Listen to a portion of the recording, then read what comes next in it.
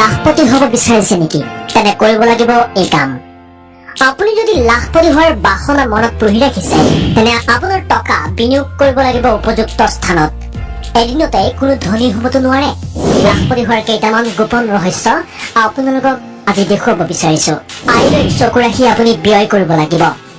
অনৰ্থক খৰচ কৰা ব্যক্তি কেতিয়াও ধনৱান হ'ব নোৱাৰে সেইটো খাটাং অসমৰ 90% মানুহ সীমিত উপাৰ্জনৰ ওপৰত নিৰ্ভৰশীল আপোনাৰ কষ্ট উপাৰ্জিত টকা কোনো পৰিকল্পনা নথকা বস্তু কিনি নাইবা উধাই মুধাই খৰচ কৰি শেষ নকৰিব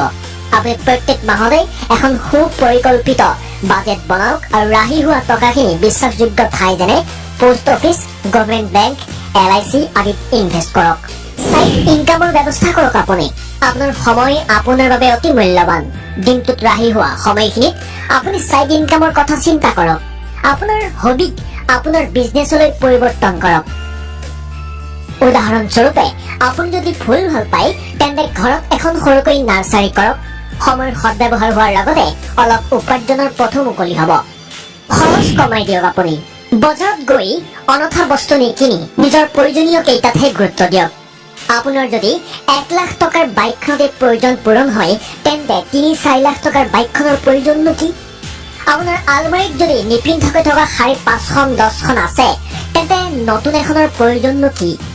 গতিকে আপুনি যদি ধনী হ'ব বিচাৰিছে তেন্তে অপ্ৰয়োজনীয় বস্তুৰ প্ৰতি মোহ ত্যাগ কৰিব লাগিব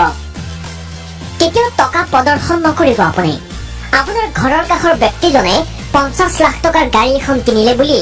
আপুনি কেতিয়াও তেওঁৰ সৈতে প্ৰতিযোগিতাত নানামিব অত্যাধিক উৎসৱ নাইবা বিলাসিতাই মানুহক ভিক্ষাৰী হোৱাত সহায় কৰে টকাৰ সদ্ব্যৱহাৰ কৰিবলৈ শিকক পুৱা শুই উঠি দিনটোৰ পৰিকল্পনা কৰক আপুনি টকা ক'ত ক'ত ব্যৱহাৰ কৰিব আৰু ক'ৰ পৰা আপুনি উপাৰ্জন কৰিব